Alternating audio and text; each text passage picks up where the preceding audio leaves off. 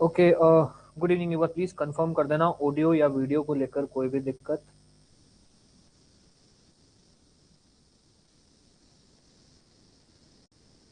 Audio video में कोई भी प्रॉब्लम? ऐसा है कि सुबह से यहाँ पे लाइट नहीं है तो अपने क्लास चालू कर रहे हैं। इन केस ऐसा होता है, क्योंकि ऑब्वियस सुबह से ही सारे सब सामान वामान लाइटें वाइटें चल रही हैं, अगर इन केस ऐसा होता है कि बीच में ही लाइट बंद हो जाती है तो मैं आपको मैसेज कर दूंगा। होप सो ऐसा नहीं होगा, चांसेस बहुत कम है, बट स्टिल कुछ कह नहीं सकते ना। ओके, सो एक बार प्लीज कंफर्म कर देना, ऑडियो या वीडियो को लेकर कोई भी दिक्कत? चलिए ठीक है। सो अपने क्लास चालू करते हैं। अब अपने आते हैं सीपीसी के ऊपर। सी, जैसे मैंने पहले भी जब शुरू में अपने सीपीसी चालू की थी कि अपने भाई बिल्कुल इजी रखेंगे, उतना ही पढ़ेंगे जितना अपने एग्जाम पॉइंट ऑफ व्यू से जरूरी है। और तब मैंने एक बात बोली थी कि अपने सिर्फ सेक्शन 2 पर फोकस करेंगे, क्योंकि सेक्शन 2 में जो ऐसे ऐसे इंपॉर्टेंट चीजें हैं जो हमको पता होनी चाहिए, पहले अपने मतलब इंपॉर्टेंट इन द सेंस जिनको डिटेल में पढ़ना जरूरी है तो पहले अपने उनको पढ़ेंगे। तो अगर हम सेक्शन 2 की बात करें, एक मिनट, अगर हम सेक्शन 2 ऑफ सीपीसी की बात करें तो हम दो तीन टर्म पढ़ चुके हैं।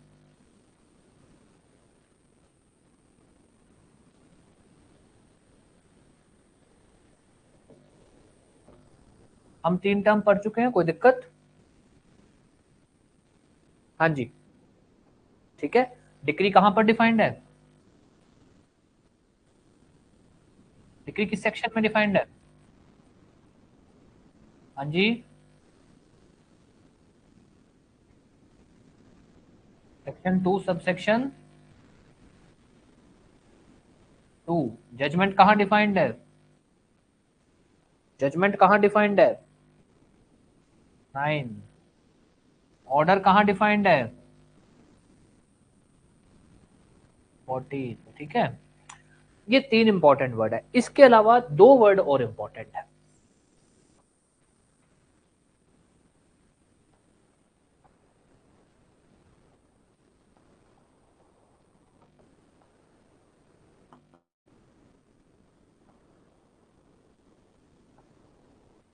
ये दो वर्ड अपने लिए और इंपॉर्टेंट है।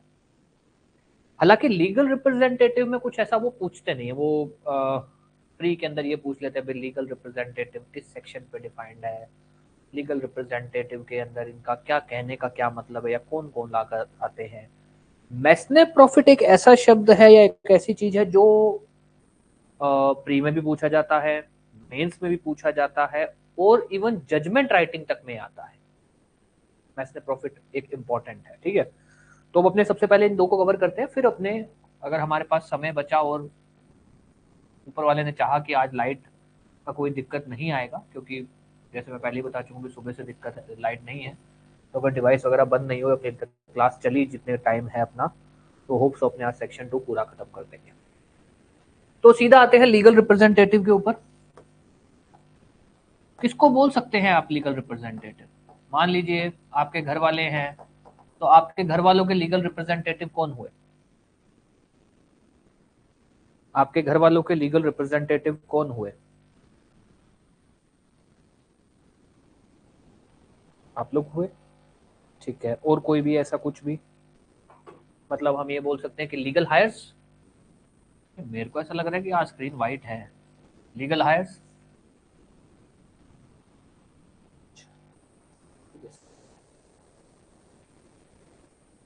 एक मिनट रुकना ना।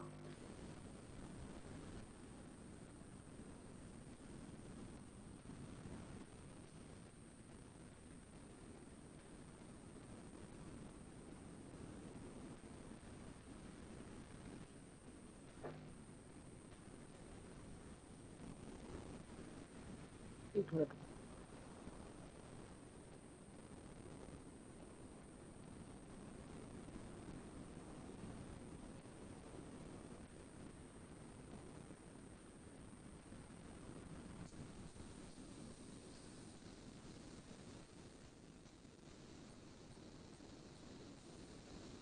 चलो बाद में देखेंगे इसको।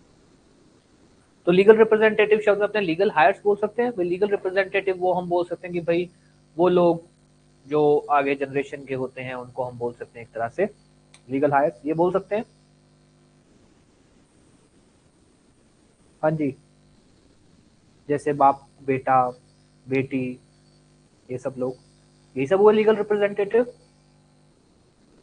ये कहा जा सकता है, यस, नो, ठीक है। अब ध्यान देना, जो सीपीसी है ना, जैसे अगर अपने सीपीसी की बात करें तो इनका कोई फैमिली लॉ का तो ये है नहीं। सीपीसी की अगर मैं बात करूं, ये कोई फैमिली लॉ नहीं है कि ये लोग सिर्फ इतने तक ही रहे कि जो बाप का बेटा होता है या बेटी होती है वही लीगल रिप्रेजेंटेटिव होते हैं, नहीं।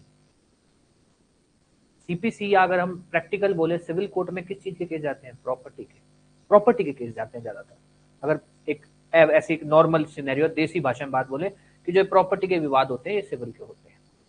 अब इनको ये था यार लीगल रिप्रेजेंटेटिव किसको बोले, तो इन्होंने ये तो रखा कि कोई भी बंदा जो किसी का लीगल हायर है, बेटा है, बेटी है, ये सब तो लीगल रिप्रेजेंटेटिव है। बट उसके अलावा ऐसा कोई भी पर्सन जो किसी की प्रॉपर्टी को रिप्रेजेंट कर रहा है, कोई भी पर्सन जो उसकी प्रॉपर्टी को रिप्रेजेंट कर रहा है, मतलब उसकी प्रॉपर्टी की देखरेख इसी के पास है, वो लीगल रिप्रेजेंटेटिव है। ऐसा कोई भी पर्सन जो किसी पर्सन की प्रॉपर्टी को, इंटरमेडल का मतलब होता है इंटरफेयर। इंटरफेयर के अंदर हम ये बोलते हैं कि भाई प्रॉपर्टी को लेकर कह सकते हैं कि फैसला लेने की पावर, या फिर कुछ भी अगर प्रॉपर्टी में करवाना है, कंस्ट्रक्शन करवानी है, तो भी इसके पास पावर है। ऐसा हम बोल सकते हैं, जिसके पास प्रॉपर्टी को लेकर इंटरफेयर करने की पावर है। ऐसा कोई भी पर्सन जिसके ऊपर प्रॉपर्टी जाएगी on death of owner, on death of owner, जिसको हम लोग हमारी लीगल भाषा में बोलते हैं, क्या बोलते हैं? Legal heirs. Legal heirs. अब ध्यान देना, जो सीपीसी है ना, वो ये नहीं कहती कि लीगल रिप्रेजेंटेटिव का मतलब यही है कि सिर्फ लीगल हायर्स, वो बंदा जिसके पास प्रॉपर्टी जाएगी ऑनर के मरने पर, या फिर अगर माने कि भाई जो भी ये पर्सन है, सपोज इसका नाम है ए के मरने पर उसकी प्रॉपर्टी जिन लोगों को जाएगी सिर्फ वही लीगल रिप्रेजेंटेटिव होते हैं, वो तो लीगल हायर्स होते हैं। हम यहाँ फैमिली लॉ की बात नहीं कर रहे हैं, हम यहाँ सिविल लॉ की बात कर रहे हैं, एज ए होल बात कर रहे हैं, जिसके अंदर सिर्फ पारिवारिक विवाद नहीं, जिसके अंदर प्रॉपर्टी के केस भी आते हैं। तो यहां बोला गया ऐसा कोई भी पर्सन जो किसी की प्रॉपर्टी को रिप्रेजेंट कर रहा है, या हम बोलते हैं कि भाई केस के अंदर जो उसको रिप्रेजेंट कर रहा होता है। कोई भी मान लो अगर मेरा केस है तो मेरे बिहाफ पे जो आ रहा होता है वो भी लीगल रिप्रेजेंटेटिव हो जाता है। ऐसा कोई भी पर्सन जो जिसके पास ओनर की प्रॉपर्टी है, प्रॉपर्टी किसी दूसरे बंदे की है, उसकी प्रॉपर्टी को लेकर फैसला लेने की पावर है, इंटरफेयर करने की पावर है। उस प्रॉपर्टी में हम बोलते हैं right to intermeddle, right to interfere, कि उसका एक उसका एक कंट्रोल है कि क्या होगा क्या नहीं होगा, उस चीज को लेकर इसके पास कंट्रोल है। कोई भी डाउट किसी भी तरह का इसकी बात इसको लेकर? अच्छा, एक मिनट। हाँ,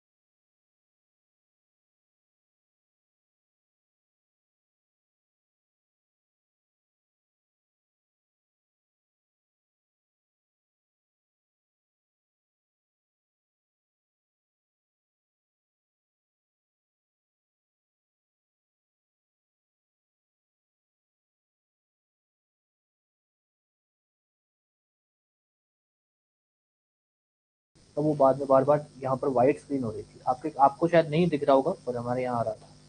चलो, तो अब ध्यान करते हैं, दोबारा सुनते हैं। लीगल रिप्रेजेंटेटिव के केस में हम ये बात बोलते हैं कि लीगल रिप्रेजेंटेटिव हम उस बंदे को बोलते हैं, सिर्फ किसी का लीगल हायर लीगल रिप्रेजेंटेटिव नहीं होता है। ऐसा कोई भी पर्सन, और ये हम एक्चुअली क्या इन्होंने भले एक एक लाइन में लिखा है, अगर अपने इसको डिटेल में बात करें ना, तो अगर किसी का संपत्ति का विवाद है और उसकी संपत्ति को जो रिप्रेजेंट करता है, या केस के अंदर विवाद तो मेरा है पर मेरे को जो बंदा आके कोर्ट में रिप्रेजेंट करता है वो लीगल रिप्रेजेंट, वकील नहीं, वकील अलग बात है, कि मेरे बिहाफ पे जो कोर्ट में चला जाता है, मैंने बयान देने हैं वो जाके मेरे बिहाफ पे बयान दे आता है, मैंने साइन करना है वो जाके मेरे बिहाफ पे साइन कर देता है, तो हम बोलते हैं वो बंदा जो किसी की प्रॉपर्टी को रिप्रेजेंट कर रहा है, वो बंदा जिसके पास प्रॉपर्टी को लेकर इंटरफेयर करने की पावर है, कंट्रोल की पावर है, या फिर वो बंदा जिसको आप लोग लीगल हायर बोलते हो, जिसके पास प्रॉपर्टी जाएगी ऑन डेथ ऑफ ऑनर, ये लोग होते हैं लीगल रिप्रेजेंटेटिव, जिसको लेकर हम छोटी सी ट्रिक यूज करते हैं, RIS। वो पर्सन जो ओनर को रिप्रेजेंट कर रहा है, या वो एक पर्सन जो दूसरे पर्सन को रिप्रेजेंट करता है, पर्सन जिसके पास राइट ऑफ इंटरमेडल है या इंटरफेयर करने का अधिकार है, कंट्रोल है, वो पर्सन जिसको हम बोल सकते हैं कि भाई एक तरह से लीगल हायर है, या जिसके ऊपर डेथ, मरने के बाद जिसके पास प्रॉपर्टी जाएगी। कोई भी डाउट किसी भी तरह का?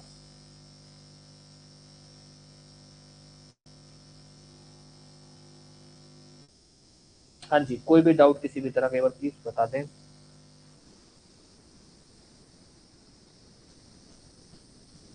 नहीं, लीगल रिप्रेजेंटेटिव ये जो लीगल हायर है ना, आप लीगल रिप्रेजेंटेटिव किसको मान रहे हैं अभी भी? अगर मैं इस सेक्शन 211 को बोलूं ना, तो सेक्शन 2 सब सेक्शन 11 बोलता है कि लीगल रिप्रेजेंटेटिव जो लीगल हायर होता है ना, जिसको आप बोल सकते हो बेटा बेटी, जो आपके हिंदू लॉ में या मुस्लिम लॉ में जो लोग होते हैं सक्सेशन वाले, वो तो है ही है, वो तो लीगल रिप्रेजेंटेटिव होते ही होते हैं। पर अगर सिनेरियो ऐसा है कि मान लीजिए मैंने केस कर रखा है कोर्ट में, मेरे बिहाफ पे वो बयान देने चला जाता है, मैंने कह दिया कि साहब, हम आगे पढ़ेंगे, ऐसा होता है कि साहब मैं तो फॉरेन में रहता हूँ, या मैं तो रोज आ नहीं सकता, या मैं तो बीमार रहता हूँ, तो मैं तो कोर्ट में नहीं आ सकता, मेरे बिहाफ पे फलाना आदमी है वो अजय करेगा, आपको कोई भी बयान लेने हैं उससे ले लेना, वो मेरी तरफ से आगे बात बता देगा, आपको कोई भी कागज साइन करवाने हैं उससे करवा देना। तो वो क्या है, मेरे को रिप्रेजेंट कर रहा है, कहां पर? कोर्ट में। अब इन्होंने ऐसे नहीं बोला कि वो बंदा जो किसी को कोर्ट में रिप्रेजेंट कर रहा है, इन्होंने कहा भैया सिविल के केस होते किस चीज के हैं? प्रॉपर्टी के। किसके होते हैं? प्रॉपर्टी के। तो वो बंदा जो किसी की प्रॉपर्टी को रिप्रेजेंट कर रहा है, तो लीगल हायर तो लीगल रिप्रेजेंटेटिव होता ही होता है, जिसको जैसे शुरू में मैंने पूछा भाई लीगल रिप्रेजेंटेटिव आपके लिए कौन है, हम बोलते हैं वो जो बेटा है बेटी है जिसके पास प्रॉपर्टी जाएगी बंदे के मरने के बाद, जिसको हम बोलते हैं सक्सेशन। वो तो फैमिली लॉ की बात है। सिविल के अंदर तो और भी तरह के केस होते हैं, तो इन्होंने हर चीज को कवर किया कि भैया वो बंदा जिसके पास प्रॉपर्टी जाएगी वो भी लीगल रिप्रेजेंटेटिव है। अगर कहानी ऐसी है कि एक बंदा किसी दूसरे बंदे को कोर्ट में रिप्रेजेंट कर रहा है, जहां हम बोलते हैं उसकी प्रॉपर्टी को रिप्रेजेंट कर रहा है, ये भी लीगल रिप्रेजेंटेटिव है। और एक ऐसा बंदा जिसके पास राइट टू इंटरफेयर है इन प्रॉपर्टी ऑफ अनदर, या हम बोल सकते हैं वो एक ऐसा बंदा है जो किसी की प्रॉपर्टी को संभाल रहा है, कि प्रॉपर्टी में क्या होगा कैसे होगा उसका उसमें उसमें कंट्रोल है, उसको भी हम बोलते हैं लीगल रिप्रेजेंटेटिव। अब ये मत बोल देना आप प्रॉपर्टी आपने किसी नौकर को संभाल रखी है कि वो उसको कहा गया तुम गार्ड करना तो उसका कंट्रोल है, सर उसका कंट्रोल नहीं है, आप जैसा नौकर को बोले वो वैसा करेगा। यहाँ हम बोल रहे हैं कि ये जो चाहेगा वैसा कर सकता है, तो हम बोलते हैं राइट टू इंटरफेयर, जिसको बोला जाता है इंटरमेडल राइट। यस, कोई भी डाउट कुछ भी, तो हम क्या बोल रहे हैं कि लीगल रिप्रेजेंट सीपीसी के अनुसार लीगल रिप्रेजेंटेटिव सिर्फ वो नहीं है जो लीगल हायर है, जिसके पास मरने के बाद प्रॉपर्टी जाएगी, ये तो है ही है, इसके अलावा दो और भी कैटेगरी है। नहीं जी, वो अलग है, वो अलग है। एजेंट क्यों अलग है? क्योंकि एजेंट वो काम करेगा जो उसको आप बोलोगे। एजेंट, एम्प्लॉई, सर्वेंट, ये लोग नहीं, ये लोग नहीं। हाँ जी, आवाज नहीं आ रही है, आपकी आवाज नहीं आ रही, थोड़ा सा या तो मतलब मुझे सुनाई नहीं दे रहा आपने क्या बोला।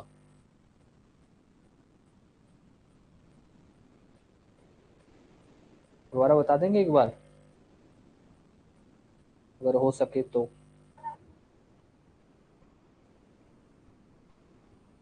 एडमिनिस्ट्रेटर, हाँ हाँ, ये मैं लिख देता हूँ, अभी मैं एग्जांपल लिख ही रहा था। एडमिनिस्ट्रेटर कौन होता है? एडमिनिस्ट्रेटर, हाँ जी, क्या बात है, मेरे को दिक्कत आ रही है आवाज सुनने में कि? अच्छा सॉरी, आवाज कम थी। क्या कह रहे हैं आप, दोबारा बोल देंगे प्लीज?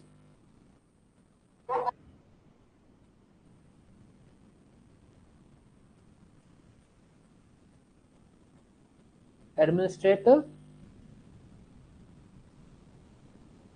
आपकी क्या आप जो बोल रहे हैं आवाज के लिए सब, या मेरे को नहीं सुनाई दे रहा या किसी को नहीं सुनाई दे रही इनकी आवाज?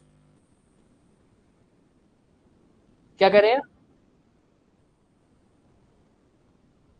अच्छा अच्छा, कि एडमिनिस्ट्रेटर। ठीक है, देखो, ये एडमिनिस्ट्रेटर कौन होता है? एडमिनिस्ट्रेटर अगर अपने नॉर्मल सी भाषा में बोले तो किसको आप बोल सकते हो एडमिनिस्ट्रेटर है ये? हाँ जी, किसको बोलेंगे आप एडमिनिस्ट्रेटर? थोड़ा सा अपने सिंपल देसी भाषा में बता दो।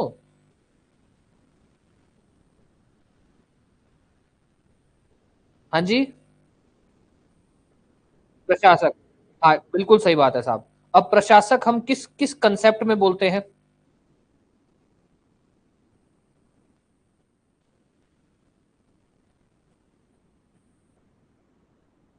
हाँ नहीं, वो तो अफसर आदमी हो गए वैसे, कि यार ये मेरा एडमिनिस्ट्रेटर है, या ये इस संपत्ति का एडमिनिस्ट्रेटर है। प्रशासक हम किस संबंध में बोलते हैं? अगर प्रॉपर्टी के संबंध में बोलूं तो प्रशासक वो हुआ कि जो कंट्रोल करेगा।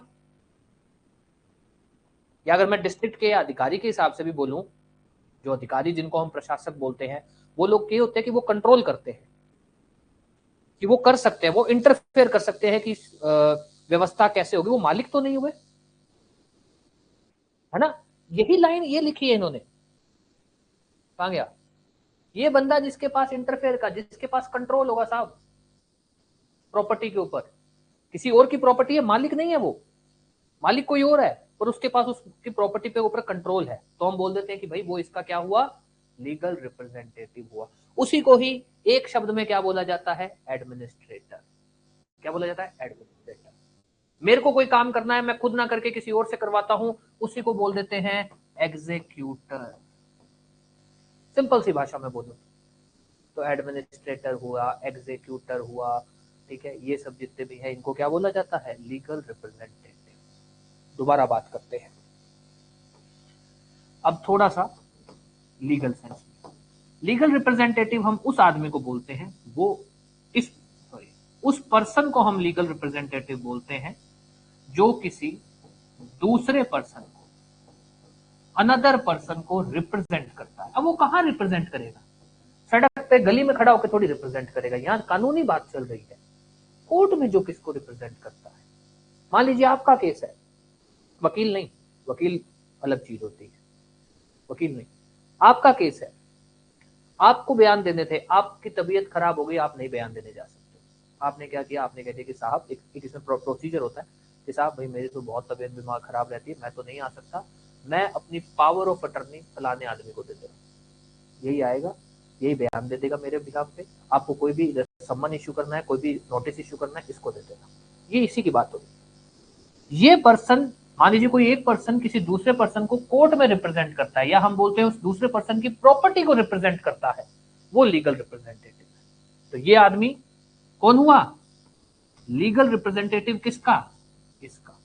सपोज इस आदमी का नाम है ए और इसका नाम है बी, और केस किसका चल रहा है? बी का। प्रॉपर्टी का मालिक कौन है? बी। वो बंदा जो इस बी की प्रॉपर्टी को रिप्रेजेंट कर रहा है, जो इस बी को कोर्ट में रिप्रेजेंट कर रहा है, वो है बी का लीगल रिप्रेजेंटेटिव। यहां कौन रिप्रेजेंट कर रहा है बी को कोर्ट में? बी की तरफ से कौन आ रहा है कोर्ट में? ए। तो ये क्या हुआ? Legal representative. लीगल हायर तो होता ही है, वो तो इन्होंने, इनको पता ही है कि भाई वो तो हर कोई बोल देगा कि लीगल हायर लीगल रिप्रेजेंटेटिव होता है, वो इन्होंने इसीलिए सबसे आखिरी में लिखा। ये सबसे आखिरी में लिखो। जो और लोग हैं जो सिविल केस के अंदर जिनको हम लीगल रिप्रेजेंटेटिव बोल सकते हैं, एक जो किसी की प्रॉपर्टी को रिप्रेजेंट करता है, जो किसी को कोर्ट में रिप्रेजेंट करता है। दूसरा, वो पर्सन जिसका किसी दूसरे पर्सन की प्रॉपर्टी पर कंट्रोल है।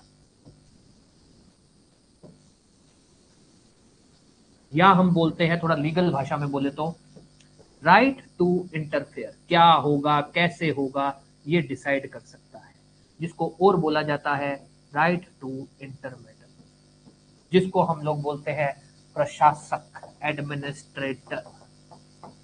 मालिक नहीं होता, ऐसा नहीं है कि ये बंदा इस प्रॉपर्टी का मालिक है, नहीं साहब, बस प्रॉपर्टी का मालिक तो है ये बी, ये बंदा है, इसका नाम है ए,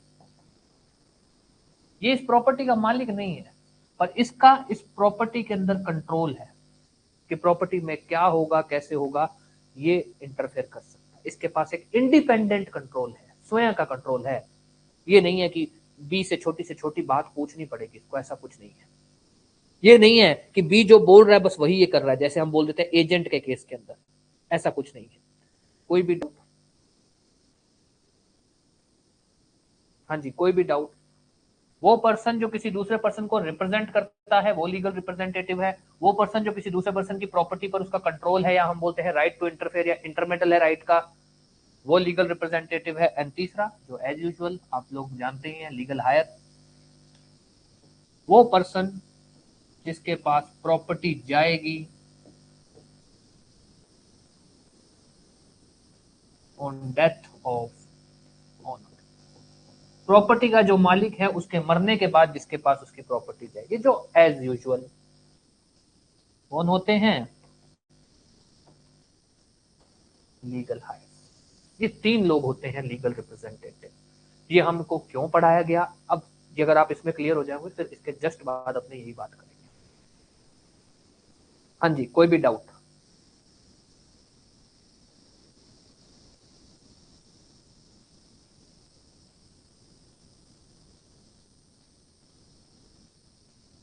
हाँ जी,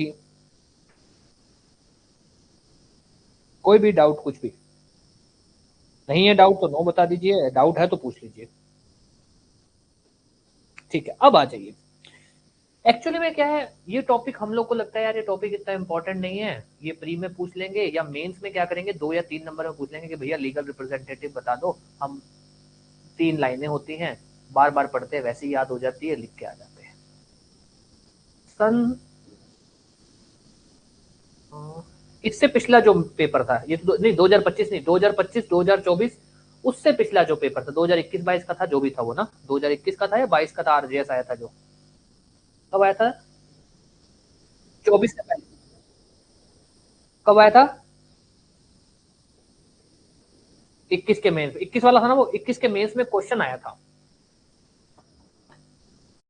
execution of decree against legal representative. आधे से ज्यादा बच्चों का ये कहना था कि सर ये आउट ऑफ सिलेबस है, ऐसा कोई कॉन्सेप्ट ही नहीं है। कोई बता सकता है ये कहां लिखा होगा?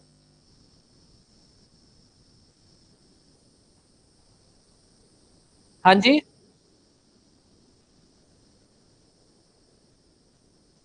और सेक्शंस के अनुसार ऑर्डर 21 रूल, चलिए जी आपके कहे हुए उसी पे पढ़ लेते हैं, पहले आपके वाले पे सुन लेते हैं। ऑर्डर 21 कौन सा रूल कह रहे हैं आप? रूल 16। एक और रूल भी किसी ने कहा था, एक और रूल भी किसी ने कहा था। हाँ सेक्शन है 52, बिल्कुल सही बात है, द इंटरेस्ट ऑफ, ये तो एप्लीकेशन वाला है। और कोई रूल नंबर किसी का कुछ भी, किसी का कुछ भी कहना है कि भैया ये भी रूल नंबर है?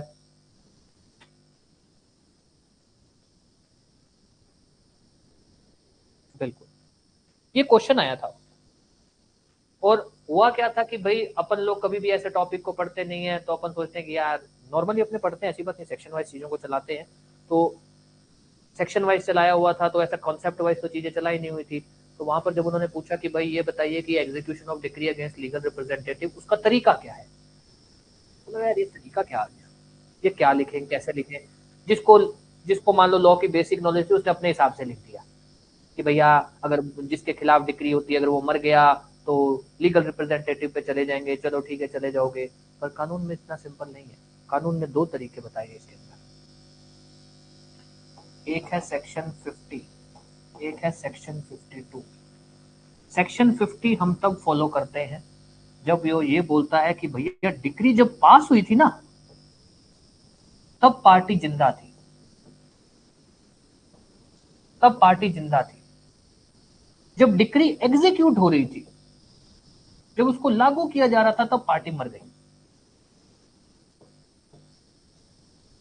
जब डिक्री पास हुई तब तो पार्टी जिंदा थी, एग्जीक्यूशन के दौरान पार्टी मर गई, मामला बीच में रह गया। 52 ये कहता है कि भैया डिक्री पास ही लीगल रिप्रेजेंटेटिव के खिलाफ हुई है, पार्टी थी नहीं पहले दिन से। पहले दिन से मतलब जिस समय डिक्री पास हुई उस समय पार्टी नहीं थी, पार्टी मर चुकी है। ये अपने को लिखना था। अब आते हैं अपने टॉपिक पे। हमको इसको इसी तरह से पढ़ना है कि लीगल रिप्रेजेंटेटिव क्या है, ये याद करना है, और उसके बाद जैसे सोनू जी ने बोला वो भी अपने बात करेंगे, वो ऐसा नहीं कि गलत है। उसके बाद हमको ये पढ़ना है एक, कि क्या डिक्री लीगल रिप्रेजेंटेटिव के खिलाफ एग्जीक्यूट हो सकती है, या ये मैं ये बोलूं कि क्या कोई भी फैसला, क्योंकि डिक्री ऑर्डर एक ही बात है, डिक्री का एग्जीक्यूशन हो ऑर्डर का एग्जीक्यूशन हो कहानी सेम ही रहेगी। क्या कोई ऑर्डर, आदेश, क्या कोई डिक्री लीगल रिप्रेजेंटेटिव के खिलाफ एग्जीक्यूट हो सकती है? हो सकती है, तो कैसे हो सकती है? तो उसके अंदर अपने को कुछ एक बातें पता होनी चाहिए। एक कि साहब अगर कंडीशन ये है कि अगर जब डिक्री पास हुई पार्टी जिंदा थी, पर जब डिक्री एग्जीक्यूट हुई तो पार्टी मर गई, अब क्या होगा? तो इसके अंदर एक प्रक्रिया है। आ जाओ अब इस पे बात करते हैं। पहली सिचुएशन, जब डिक्री पास हुई तब पार्टी क्या थी? जिंदा। जब डिक्री को हमको एग्जीक्यूट करना था तब पार्टी मर गई। कोर्ट खुद से नहीं लीगल रिप्रेजेंटेटिव के खिलाफ जाएगी। ऐसा नहीं है कि कोर्ट कहेगी ठीक है कोई बात नहीं, पार्टी मर गई, एक काम करो उसका लीगल रिप्रेजेंटेटिव। नहीं साहब, जिसके फेवर में डिक्री पास हुई थी, जिसको हम बोलते हैं डिक्री होल्डर, जिसके फेवर में डिक्री पास हुई थी, वो कोर्ट में एप्लीकेशन डालेगा। अब बात आती है किस कोर्ट में एप्लीकेशन डालेगा? वो डालेगा जिस कोर्ट ने डिक्री पास की थी उसमें। जिस कोर्ट ने डिक्री पास की थी उस कोर्ट में एप्लीकेशन डालेगा कि साहब ऐसे ऐसे करके कहानी हुई कि डिक्री पास तो आपने की है फलाने बंदे के खिलाफ, मतलब जो फैसला है फलाने बंदे के खिलाफ है, पर एग्जीक्यूशन से पहले वो मर गया, और अब आप इस फैसले को उसके लीगल रिप्रेजेंटेटिव के खिलाफ एग्जीक्यूट करिए। वो ये एप्लीकेशन डालेगा। कोर्ट की इच्छा है, कोर्ट की इच्छा है, कोर्ट को लगा कि भैया डिक्री ऐसी है जो उसके लीगल रिप्रेजेंटेटिव के खिलाफ एग्जीक्यूट हो सकती है, कोई पैसों का मामला है, कोई प्रॉपर्टी का मामला है, तो वो कर देगी। तब फिर ये जो जिसने डिक्री पास की है वो ये ऑर्डर कर देगी क्या, कि डिक्री को लीगल रिप्रेजेंटेटिव के खिलाफ एग्जीक्यूट किया जाए।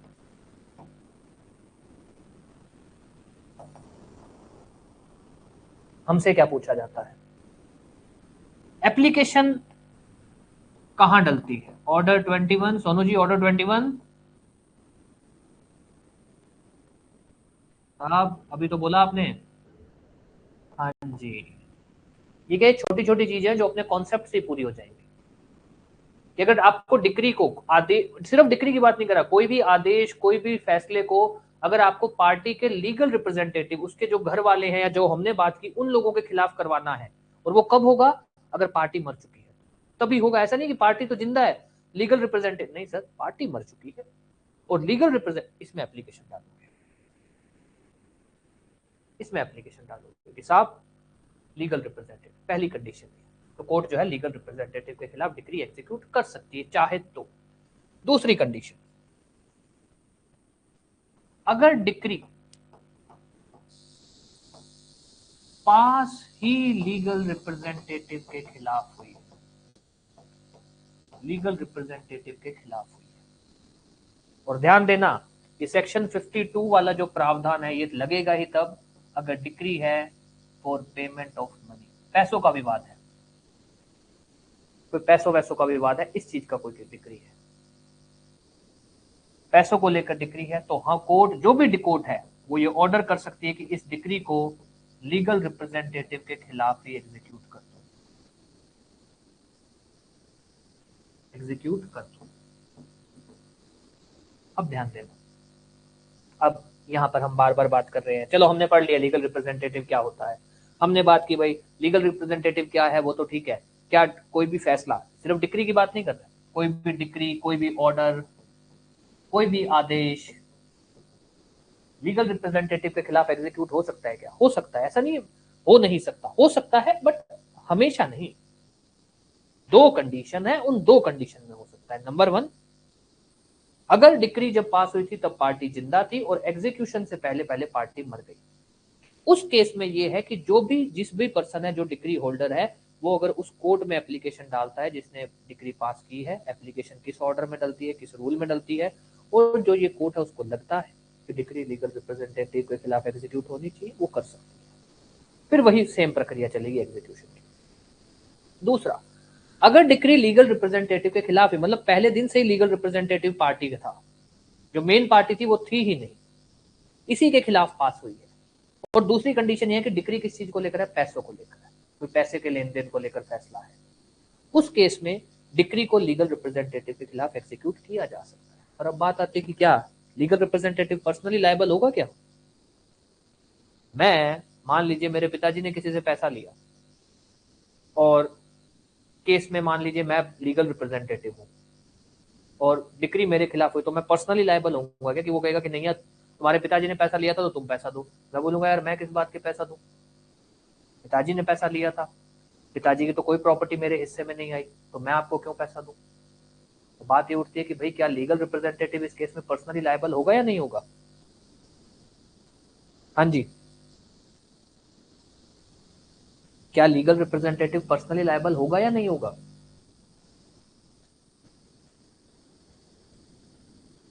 हाँ, लीगल रिप्रेजेंटेटिव साहब पर्सनली लायबल नहीं होगा।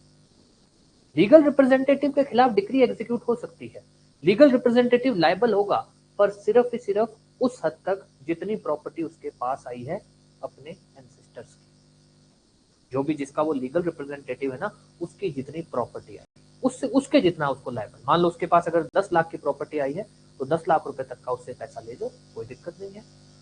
अब आप बोलो कि नहीं भैया तुम तो 50 लाख रुपए भरो, तो वो कहेगा यार मैं मेरी जेब से थोड़ी भरूंगा, लीगल रिप्रेजेंटेटिव हूं तो कोई गुनाह थोड़ी हो गया कि मैं अगर उनके घर में पैदा हो गया तो मैंने कोई गुनाह थोड़ी कर दिया।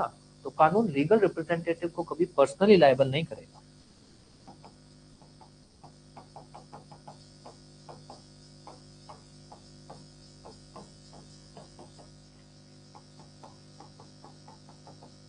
Liable only up to amount of property received as legal representative। अब ध्यान देना, लीगल रिप्रेजेंटेटिव अगर हम सिर्फ डेफिनेशन की बात करें तो सेक्शन 2 सब सेक्शन 11 है, सॉरी 11 है, जो बात करता है कि भैया लीगल रिप्रेजेंटेटिव क्या है। पर हमको सिर्फ इतना नहीं पढ़ना, हमको ये भी पढ़ना है कि क्या डिक्री या हम बात करें कोई भी आदेश लीगल रिप्रेजेंटेटिव के खिलाफ एग्जीक्यूट हो सकता है क्या? अगर हो सकता है तो ये बात कहाँ भूली गई है? कौन सा?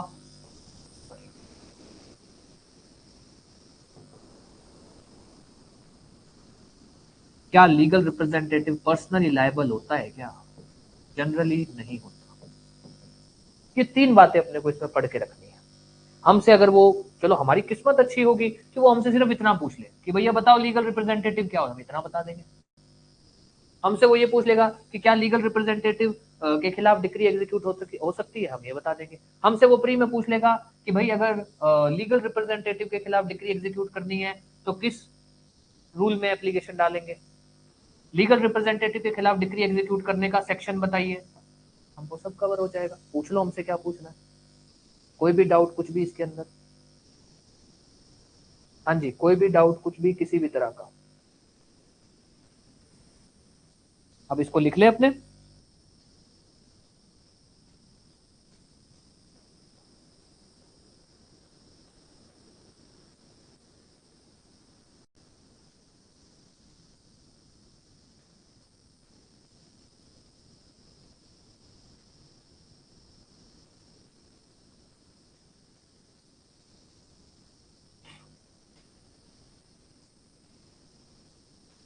चलिए साहब लिख लीजिए अब। हेडिंग डाल दो सीधा, legal representative, legal representative, legal representative. और जैसे अपने ने डिक्री में नहीं किया था कि डिक्री में अपने को ऐसे करके legal representative, what, execution, liability, ये 3 पॉइंट अपने को पता होने चाहिए, इससे बाहर कुछ नहीं आएगा। सीधा लिखिए, मैं लिखिए सीधा। The term legal representative is defined under section 2 subsection 11 of Code of Civil Procedure. The term legal representative is defined under section 2 subsection 11 of Code of Civil Procedure.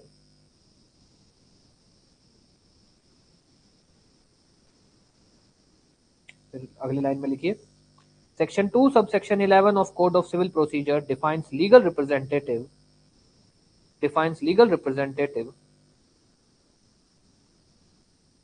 as follows, legal representative as follows. Number one,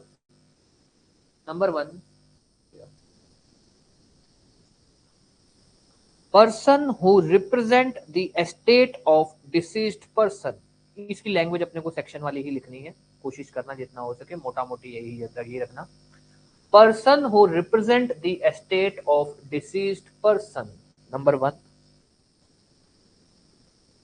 Number two, person who intermeddles with the estate of deceased person. अब देखो यहाँ पर अपने भाषा भले ही भारी भारी use कर रहे हैं, पर आपको इसका मतलब पता है, तो ठीक है। शुरू में हो सकता है आपको इस लैंग्वेज पे कमांड बनाने में समय लग सकता है, बट कोशिश करना इसको याद करने की। Person who intermeddles with the estate of deceased person, number one, person who represent the estate of deceased person, person who intermeddles with the estate of deceased person. Number three, person upon whom the property devolves,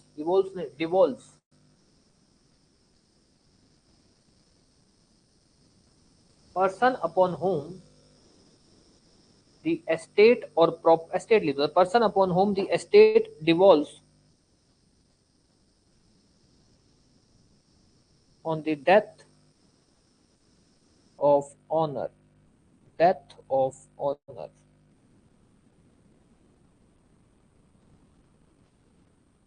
estate devolves on the death, person upon whom the estate devolves on the death of owner। ठीक है, ये हो गया। अब इसमें लिखिए, heading डालिएगा या क्वेश्चन के तौर पर लिख लीजिए, नहीं हेडिंग डाल लीजिए, आपसे क्वेश्चन पूछेगा तो आप लिख ही दोगे।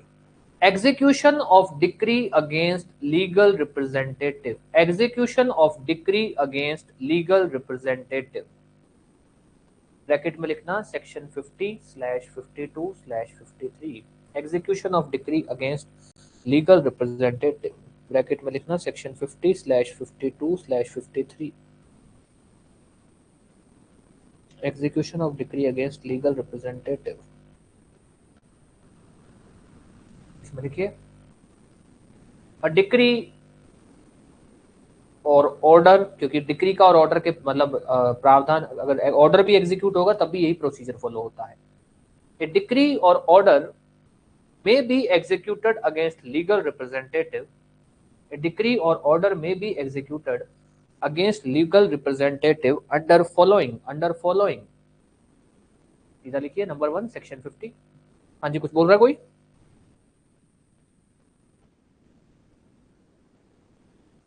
अंडर फॉलोइंग, फिर ऐसे लिखिए, number one section 50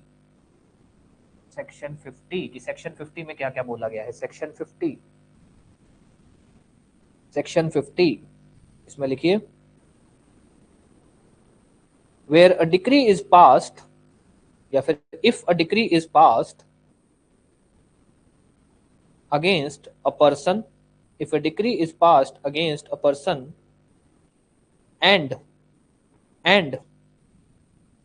such person, if a decree is passed against a person and such person dies before the execution of decree, a decree is passed against a person and such person dies before the execution of decree,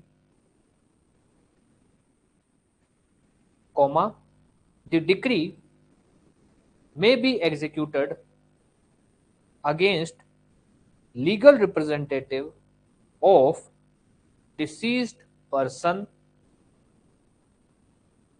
The decree may be executed against legal representative of deceased person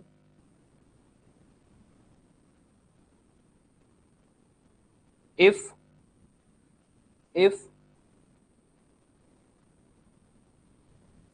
application made to court passing the decree by decree holder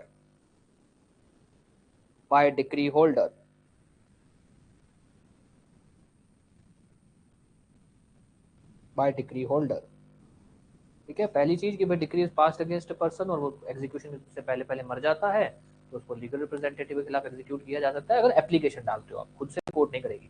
if application is made to the court passing the decree by decree holder. फिर इसमें para change करके लिख लीजिए, the decree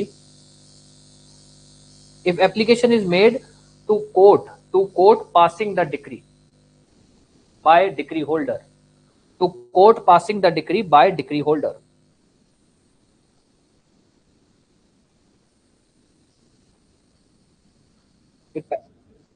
दोबारा सारा repeat कर देता हूं ना, एक बार सुन लेना। सेक्शन 50 के बाद ऐसे लिख देना, if a decree is passed against a person, if a decree is passed against a person and such person dies before the execution of decree, if a decree is passed against a person and such person dies before the execution of decree, the decree may be executed against the deceased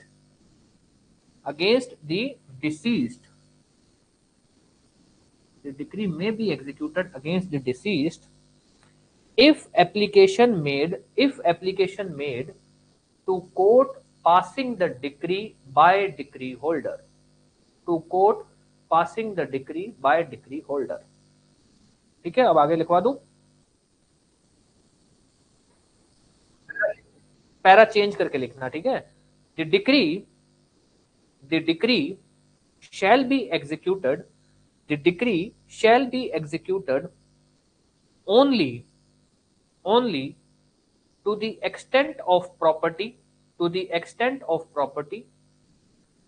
which has come into the hands of legal representative. The decree shall be executed, mic बंद कर लो यार। The decree shall be executed only to the extent of property which has come into the hands of legal representative and not duly disposed of. The decree may be executed, sorry, the decree shall be, क्योंकि अगर execute होगी तो shall ही होगा।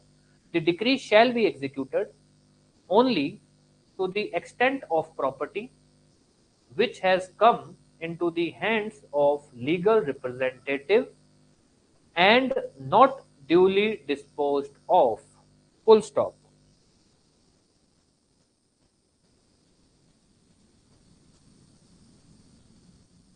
ठीक है, ये line ये बताती है decree holder legal representative personally liable नहीं होता है, वो सिर्फ उतना ही लायबल होगा जितनी प्रॉपर्टी उसके पास आई है। ठीक है, क्या कह रहे हैं, and not duly disposed of.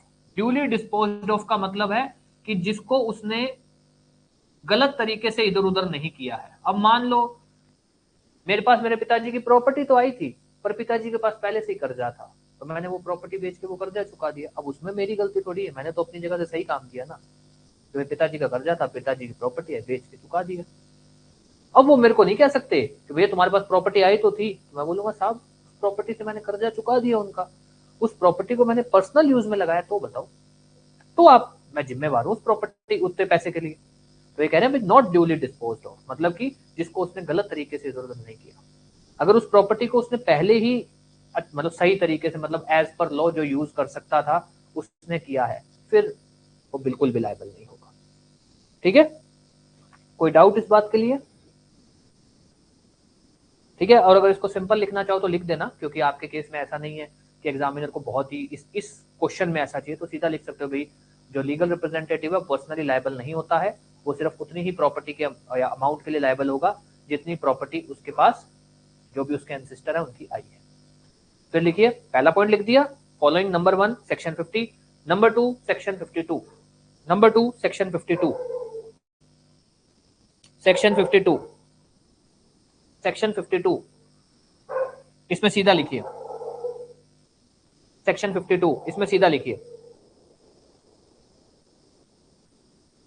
if a decree is passed against legal representative, if a decree is passed against legal representative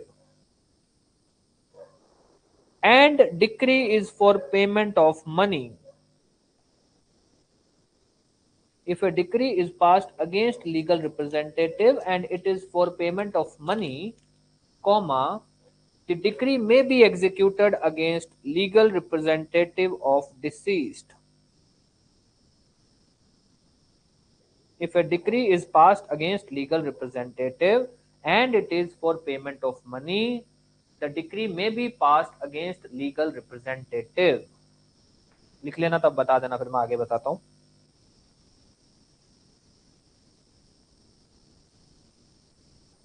ठीक है, इसमें भी चेंज यही लिखना,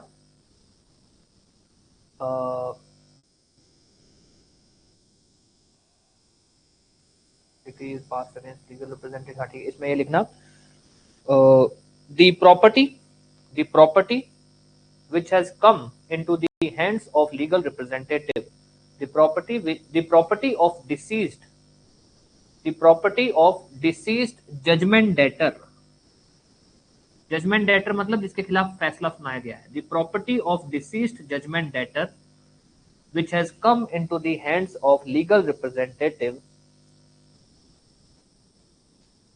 shall be liable,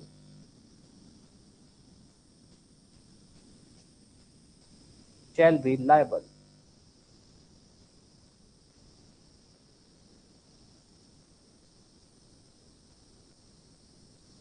shall be liable।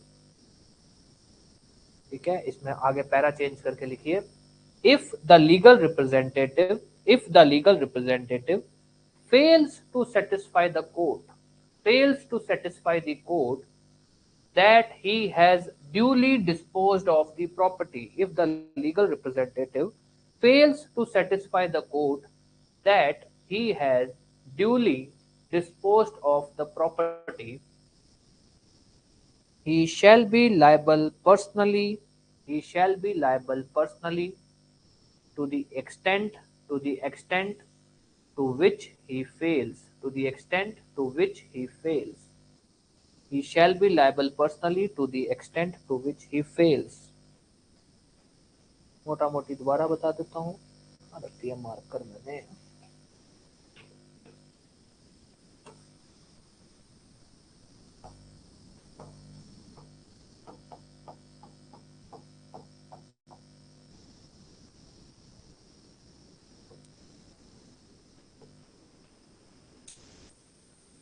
B एक आदमी है, उसके पास 1 लाख रुपए की कीमत तक की प्रॉपर्टियां है।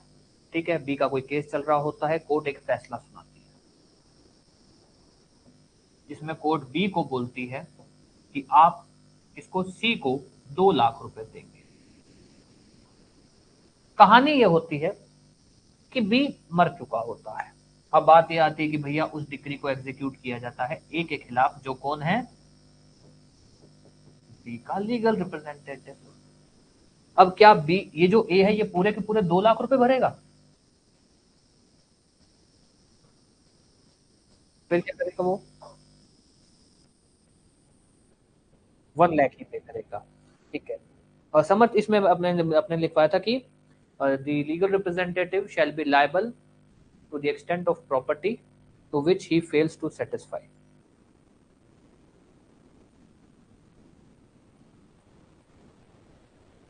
ये 1 लाख पड़ेगा। अब इसमें मानो ये ए ये कहता है कि साहब मेरे पिताजी का पहले भी कर्जा था, मेरे पिताजी ने सपोज बी ने पी को भी पैसे देने थे, कितने 50,000 रुपए, मैं वो भर चुका हूं। अब ये कितना और देगा, 50,000 और देगा, क्योंकि भैया ए तो सिर्फ ए कितने रुपए तक का लायबल होगा, 1 लाख। तो भाई ए को जितना जितना उसके पिताजी का पैसा आया वो उतना ही देगा ना, खुद की जेब से थोड़ी देगा। हाँ, और ये बच गए, इतना और देगा। अब सपोज कोर्ट बोलती है ए को कि चलो ठीक है तुमने पी को पैसे दिए, प्रूव करो ये बात, और ए प्रूव नहीं कर पाता, ए प्रूव नहीं कर पाता। अब क्या होगा, क्या कह रहे हैं? नहीं, पर्सनली लायबल तो होगा, कितने अमाउंट तक? 50, 50, क्योंकि भैया तुम उतना कोर्ट को बता नहीं पाए कि तुमने उस प्रॉपर्टी का क्या किया। तुम्हारे पास 1 लाख रुपए आया था पिताजी का, तुमने 50,000 का क्या किया? तुमने कहा साहब 50,000 रुपए मैंने कर्जा चुकाया, तुम प्रूफ नहीं कर पाए। कोर्ट ने क्या कहा, इसकी जेब से 50,000 रुपए। यही हुआ। इसी को ही हम बार बार घुमा के लिख रहे हैं, क्योंकि हमको लीगल लैंग्वेज लिखनी है, तो हम क्या कर रहे हैं, थोड़ा स्टैंडर्ड बना रहे हैं कि भैया ये जो लीगल रिप्रेजेंटेटिव है ये पर्सनली लायबल नहीं होगा, जनरल रूल है। पर अगर ये कोर्ट को सेटिस्फाई नहीं कर पाया कि भाई मेरे पास प्रॉपर्टी आई थी पर मैंने प्रॉपर्टी को ढंग से यूज किया है, अगर ये सेटिस्फाई कर गया तब तो बात ही खत्म, तब ये पर्सनली लायबल नहीं होगा। पर अगर ये सेटिस्फाई नहीं कर पाया, कोर्ट ने इससे पूछा कि अच्छा प्रॉपर्टी आई थी या मान लो पैसा आया था, कहाँ लगाया, कहा जी मैंने फलाने का कर्जा दिया, और प्रूव नहीं कर पाया, या ये पता लगता है कि कर्जा तो कोई था ही नहीं, ये तो झूठ बोल रहा है, तो कोर्ट कहेगी कि उतने अमाउंट इससे पर्सनली लेना, क्योंकि अगर ये प्रूव नहीं कर पाया मतलब इसने उस पैसे को खुर्द बुर्द कर दिया, इसने उस पैसे को पर्सनली यूज किया है, तो इसको पर्सनली लायबल कर दो। इतना सा कहानी, कोई भी डाउट कुछ भी किसी भी तरह का, ठीक है। ये है लीगल रिप्रेजेंटेटिव। लीगल रिप्रेजेंटेटिव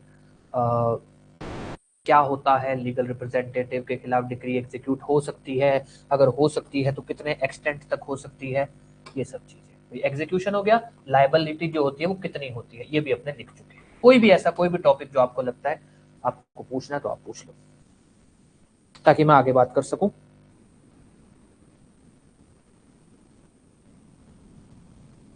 हाँ जी,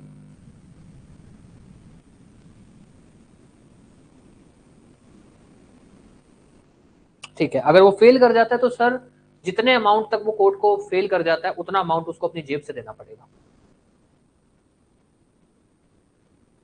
उतना अमाउंट उसको अपनी जेब से देना पड़ेगा।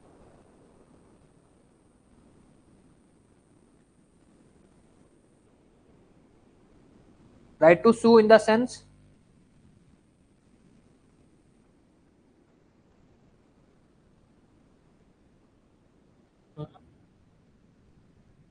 हाँ, तो लीगल रिप्रेजेंटेटिव के पास तो राइट्स होती है ना, लीगल रिप्रेजेंटेटिव के पास राइट्स लायबिलिटी सारी होती है, यही तो अपने पढ़ रहे हैं।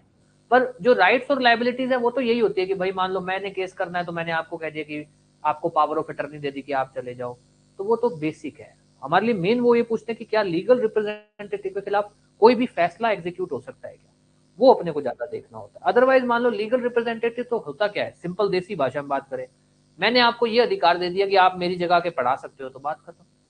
मैंने दिया ना अधिकार, मैं पढ़ा रहा हूँ, मेरी जगह मैंने आपको right they the. Same court के अंदर बात है कि मैं जा सकता हूँ, मैंने कहा साहब मेरी तबीयत खराब है, सोनू जी आ जाएंगे, वो बयान दे देंगे, या साहब मेरी तबीयत खराब है, आपको कोई एप्लीकेशन लिखवानी है, कोई साइन करवानी है, इनसे करवा लेना, मैं तो नहीं आ सकता।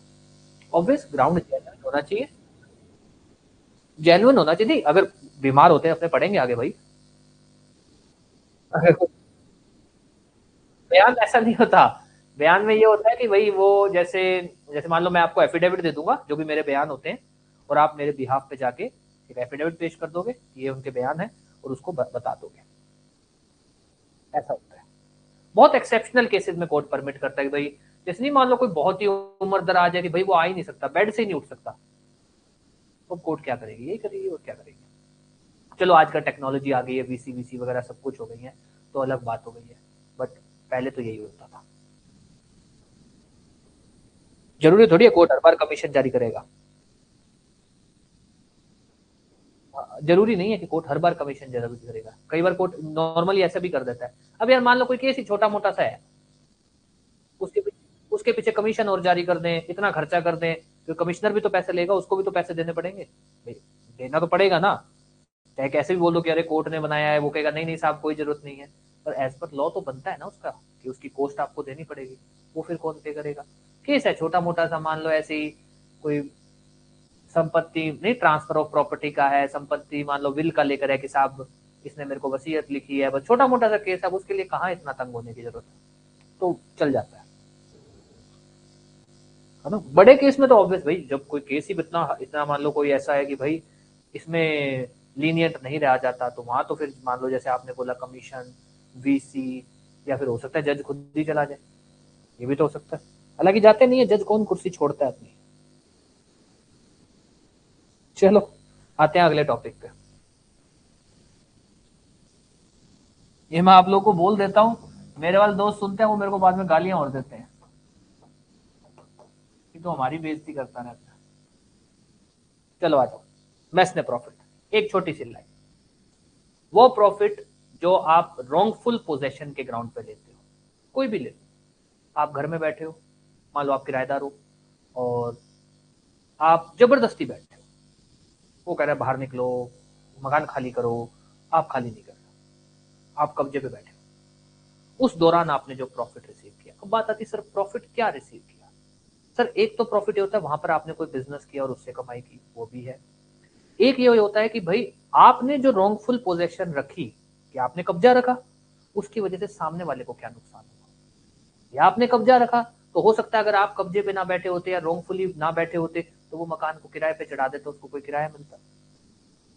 तो मैक्सिमम प्रॉफिट को हम सिंपल सा बोलते हैं, वो वो प्रॉफिट जो रिसीव किया गया इन रॉन्गफुल पोजेशन, रॉन्गफुल पोजेशन। अब ध्यान देना, ये जजमेंट राइटिंग का भी टॉपिक है। होता क्या है, मान लीजिए ए है और बी है, ये आपस में लड़ लेते हैं। ए कहता है कि साहब प्रॉपर्टी मेरी है, बी कहता है साहब प्रॉपर्टी मेरी है। मान लो ए भी कहता है मैं मालिक हूं, बी कहता है मैं मालिक हूं, और हाल फिलहाल कब्जा किसके पास है, ए के पास, सॉरी बी के पास, कब्जा बी के पास है। ए क्या करता है, केस फाइल करता है कि साहब ऐसा है, एक तो मेरे को प्रॉपर्टी का आप मालिक डिक्लेयर करो, उसके बाद आप मेरे को मेरा कब्जा वापस दिलवाओ, और उसके बाद आप मेरे को मैसने प्रॉफिट भी दिलवाओ। अब हम सुनते हैं, हमको लगता है यार ये क्या है सर, मैसने प्रॉफिट का मतलब है ए ये कह रहा है कि सर ये सही पोजेशन में नहीं बैठा, ये लॉफुल पोजेशन में नहीं है, एज पर लॉ इसका कब्जा नहीं बनता। हालांकि बी क्लेम कर रहा है कि नहीं मेरा कब्जा बनता है।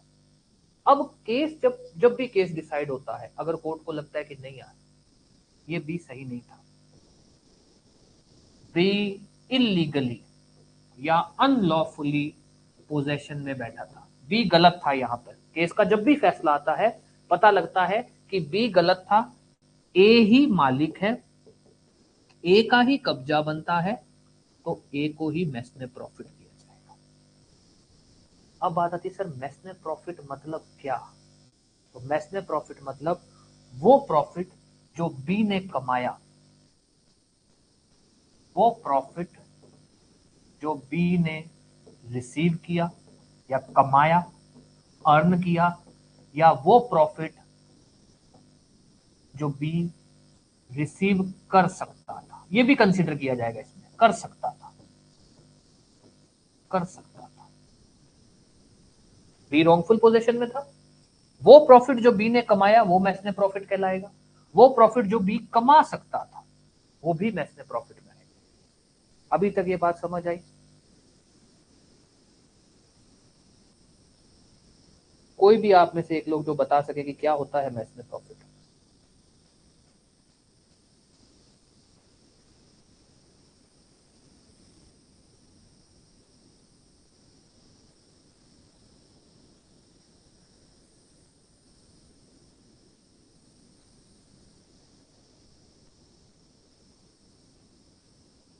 हम्म, हाँ वो उसको वापस दिलवाया जाता है, इसको अपने क्या बोलते हैं, मेन प्रॉफिट।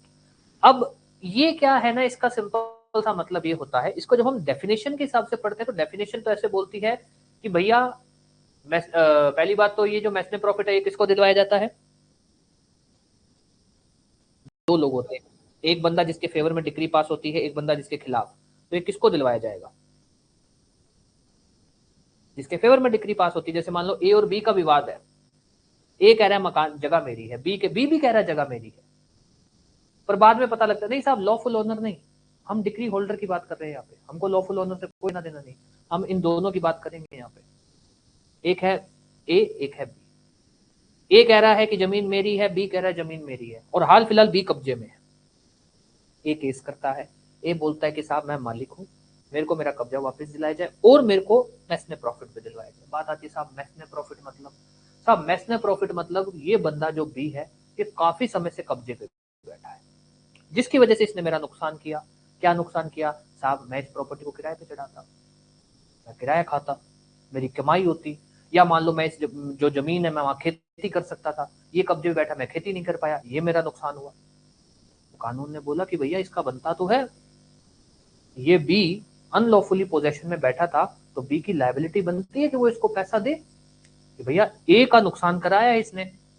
तो कानून ने कैसे लिखा कि मैसने प्रॉफिट बी कौन सा देगा, वो प्रॉफिट जो बी ने कमाया है इन अनलॉफुल पोजेशन, वो प्रॉफिट जो बी कमा सकता था, ये डेफिनेशन में है। पर अगर हम एक्चुअल में बात करें, हम इस पे केस लॉ भी करेंगे, हम मैसने प्रॉफिट में बातें बोलते हैं, नंबर वन वो प्रॉफिट जो पर्सन इन रॉन्गफुल पोजेशन उसने रिसीव किया है, या तो हमारे पास डिटेल आ जाए, सपोज हमारे पास आ गया कि साहब इसने यहाँ खेती की, 6 साल तक खेती की, हर साल ये मान लो साल में 2 बार फसल उगाता था, और हर 6 महीने में जाके मंडी में फसल बेच के आता था, हर 6 महीने में ये लाख रुपए, 2 लाख रुपए, 5 लाख रुपए, 10 लाख रुपए कमाता था, हमारे पास एक्चुअल एक्चुअल पूरी डिटेल है। तो हम बोल देंगे जो प्रॉफिट इसने रॉन्गफुल पोजेशन में रिसीव किया है वो है मैसने प्रॉफिट, वो ये डिक्री होल्डर को देगा। या फिर अगर हमारे पास ये आ जाए कि जो प्रॉफिट ये रिसीव कर सकता था, कमा सकता था,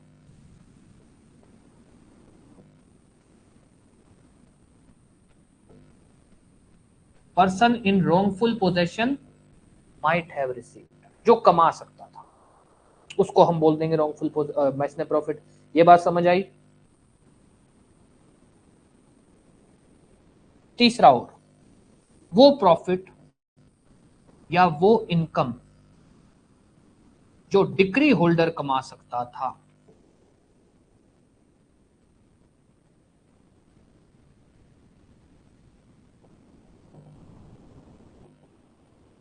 अगर प्रॉपर्टी उसकी पोजेशन या उसके कब्जे में होती। कानून ये तीनों चीजें कंसिडर करता है, पर एक चीज है, कोर्ट को कहा गया आप किसी भी, ऐसा नहीं कि सारे ग्राउंड देखो, कोर्ट को कहा गया कि आप ये सारे ग्राउंड देखना, आप किसी भी एक ग्राउंड पे उसको मैसने प्रॉफिट दे देना, और चाहो तो सारे पे दे देना। कोर्ट को कहा है आपकी इच्छा है, आप ये तीनों ग्राउंड दे देना कि मैसने प्रॉफिट क्या होता है, या जिसको हमने बोला कैलकुलेट करने का तरीका है, ये डेफिनेशन क्या है ये नहीं है, डेफिनेशन तो सिर्फ इतना सा है, प्रॉफिट रिसीव्ड रॉन्गफुली। मैं आपसे गलत तरीके से कोई भी पैसा कमाता हूं वो भी मैसने प्रॉफिट है, कोई भी कैसे भी गलत तरीके से कमाता हूं वो भी मैसने प्रॉफिट है। पर हम यहाँ बात करते हैं, एक्चुअली में ये बात बताता है कैलकुलेशन की, कि मैसने प्रॉफिट कैसे कैलकुलेट किया जाता है। प्रॉफिट जो पर्सन, जो भी रॉन्गफुल पोजीशन में पर्सन है उसने जो रिसीव किया है, प्रॉफिट जो पर्सन इन रॉन्गफुल पोजीशन में रिसीव करता या कमाता, प्रॉफिट मतलब इनकम बोल दो, वो इनकम जो उसने की है ड्यूरिंग रॉन्गफुल पोजीशन, वो इनकम जो वो कर सकता था। तीसरा वो इनकम जो डिक्री होल्डर कर सकता था अगर प्रॉपर्टी उसकी पोजीशन में हो। ये तीन ग्राउंड हम देखते हैं, कोई भी डाउट किसी भी तरह का। अब आते हैं, ध्यान देना, सॉरी, जब हम मैसने प्रॉफिट की डेफिनेशन की बात करते हैं उसमें सिर्फ इतना ही कवर है। ये जो तीसरा ग्राउंड है ये केस लॉ है, बाल किशन का, फतेह चंद वर्सेस बाल किशन। अब ध्यान देना, आपसे क्वेश्चन, हाँ जी, इस पे मैं केस लो वैसे लिखवा दूंगा, फतेह चंद वर्सेस बालकिशन ऐसे करके केस लो है, ठीक है, मैं लिखवा दूंगा इसको भी। मैंने एक बार ऐसे ही आपको मोटा मोटी बता रहा हूँ ताकि मैं आपको क्वेश्चन क्या क्या आ सकते हैं, कैसे अटेम्प्ट करना है वो बात कर लेते हैं एक बार। प्री में सिंपल आएगा, कौन सा सेक्शन मैस्ने प्रॉफिट को डिफाइन करता है, सेक्शन 2 सब सेक्शन 12 बात करता है। या वो ऐसे पूछ सकता है भैया मैस्ने प्रॉफिट क्या होता है, तो हम बोलते हैं सर मैस्ने प्रॉफिट वो प्रॉफिट जो पर्सन ने रिसीव किया है, वो प्रॉफिट जो पर्सन रिसीव कर सकता था, दोनों मैस्ने प्रॉफिट। वैसे बोले ना भाई कौन सा होगा, सर दोनों, वो प्रॉफिट जो उसने रिसीव किया वो भी, जो वो रिसीव कर सकता था वो भी, ये मत कर देना एक होगा, दोनों। चलो ये बात खत्म हो गई, प्री में इतना ही रहेगा। अब आता है मेंस में। मेंस में आपसे ये पूछा जाता है कि सर एक इतना क्वेश्चन आता है, मैस्ने प्रॉफिट को डिफाइन करिए। अगर आपसे सिर्फ डेफिनेशन पूछा जा रहा है, आप ये पॉइंट नहीं लिखोगे, ये पॉइंट डेफिनेशन में नहीं लिखोगे। डेफिनेशन में आप सिर्फ ये दोनों पॉइंट लिखोगे, सेक्शन 212 मैस्ने प्रॉफिट को डिफाइन करता है, ये आप केस लॉ में लिखोगे। आपके पास 3 नंबर में आ रहा है, आप ये केस लॉ लिखना। क्यों लिखना, क्योंकि मैस्ने प्रॉफिट एक बहुत ही इंपॉर्टेंट टॉपिक है, क्योंकि जजमेंट राइटिंग में भी आता है, तो आपको उसमें केस लॉ पता होना चाहिए। लीगल रिप्रेजेंटेटिव मैं मानता हूँ कि भाई नहीं पता होना चाहिए, या नहीं भी पता तब भी चलता है, कोई दिक्कत नहीं, क्योंकि वैसे ही उसका मटेरियल बहुत है। इसमें पता होना चाहिए अगर आपको बाकी उससे एज चाहिए तो ये पॉइंट डेफिनेशन में नहीं लिखोगे, ये पॉइंट आप लिखोगे केस लॉ के अंदर। केस लॉ के अंदर जो भी मैं आपको लिखवाऊंगा वैसे लिखोगे, तो ये चीज ध्यान रखना। क्वेश्चन बहुत सिंपल आएगा, फालतू के अंदर इसके नहीं, अगर आप कोई किताबें उठाओगे या अपने हिसाब से करोगे तो फालतू के अंदर इसके ना उस पर मत चले जाना कि लग गए, जैसे नहीं किताबों में कई जगह, कई किताबों में ऐसा है कि ए जो है, ए और बी का विवाद चल रहा है, प्रॉपर्टी का किराया इतना बनता है, तो बताइए कितना मैस्ने प्रॉफिट बनेगा। ये फालतू के क्वेश्चन नहीं आते हैं, कैलकुलेट करके बताओ कितना बनेगा। आपकी इच्छा है, कोर्ट की इच्छा होती है, कोर्ट कितना देगी, कोर्ट बोल देगी कि उसका इतना प्रॉफिट बनता था। हमने यही तो बोला कि भैया ये 3 ग्राउंड है, कोर्ट चाहे तो तीनों को कंसीडर करे, चाहे तीनों में से किसी एक को कंसीडर करे, कोर्ट की इच्छा है इसके अंदर। वहां पर वो फालतू के चक्करों में मत पड़ जाना कि हमने तो ऐसे कैलकुलेट किया, इतना इतना आंसर बना, इन्होंने तो यह आंसर बना रखा है। कोई फॉर्मूला नहीं है इसका, बस कोर्ट को ये कहा हुआ है कि तुम ये 3 चीजें देखोगे, उसके बाद तुमको जो मैस्ने प्रॉफिट देना है वो देना। बस ग्राउंड बता देना कि तुम जो अमाउंट दे रहे हो वो किस बेस पे दे रहे हो, इस बेस पे दे रहे हो, इस बेस पे दे रहे हो, इस बेस पे दे रहे हो, या तीनों को कंसीडर करके उसका एवरेज बना के दे रहे हो। कोर्ट को कहा हुआ है, ठीक है। तो फालतू के उन क्वेश्चनों में मत पड़ना, कोई डाउट कुछ भी किसी भी तरह का। अब हेडिंग डाल के लिख लो, बहुत छोटा सा टॉपिक है, इसमें तो कुछ भी नहीं है। हेडिंग डाल के लिख लो, सीधा लिख दो मैस्ने प्रॉफिट है, मैस्ने profit, section 2 sub section 12, section 2 sub section 12।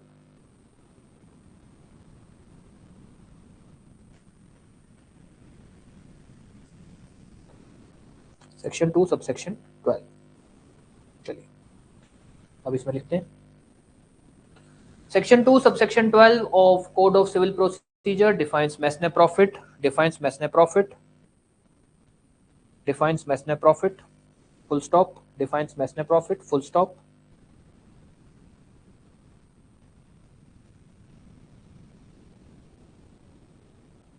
Full stop. term section 2 of the code of the defines mesne profit, full stop, ठीक है। तब मैस्ने profit means and includes following, सीधा लिखो मैस्ने profit means and includes following, मैस्ने profit means and includes following. Number one, profit which the person in wrongful possession received, profit which the person in wrongful possession received.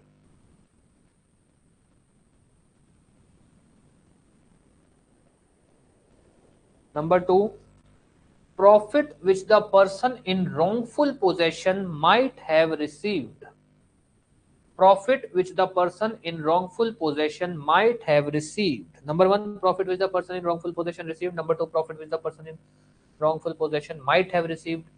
Number 3, interest on such profit, तो मैस्ने profit में interest भी आता है, ठीक है। Interest on such amount या interest on such profit, interest on such profit, इतना ही लिखना। ये डेफिनेशन है तो इसलिए ये वाला नहीं लिखेंगे अपने इसमें, interest on such profit,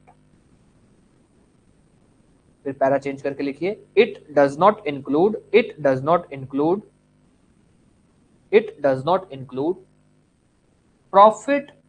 profit made due to improvement in wrongful possession, profit made due to improvement in wrongful possession। ये मैं पॉइंट आपको बताना भूल गया था, एक मिनट, आ गया मार्कर।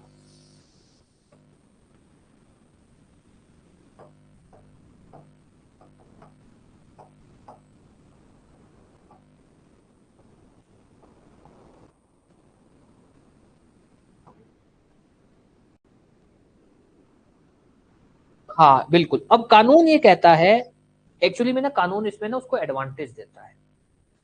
कानून ये कहता है कि यार कोई आदमी गलत में बैठा है ना, जैसे सपोज ये ए और बी का केस था, कहाँ गया, ए और बी का केस था, हो सकता है यहाँ पर बी गलत नहीं था। मान लो आज मेरे को कोई आके कहता है कि हम तुम्हारे को इस घर से निकाल देंगे, और मेरे को लगता है कि यार मेरा तो मनता है, मेरा तो एक घर है, मेरे पास कागज है, सब कुछ है, और मैं गलत नहीं हूं, मेरे को पता नहीं है कि ये घर मेरा नहीं है, मैं तो ये मान के चल रहा हूँ कि घर मेरा है, और मैं केस भी लड़ लेता हूँ कोर्ट में, बाद में फैसला आता है कि घर मेरा नहीं है।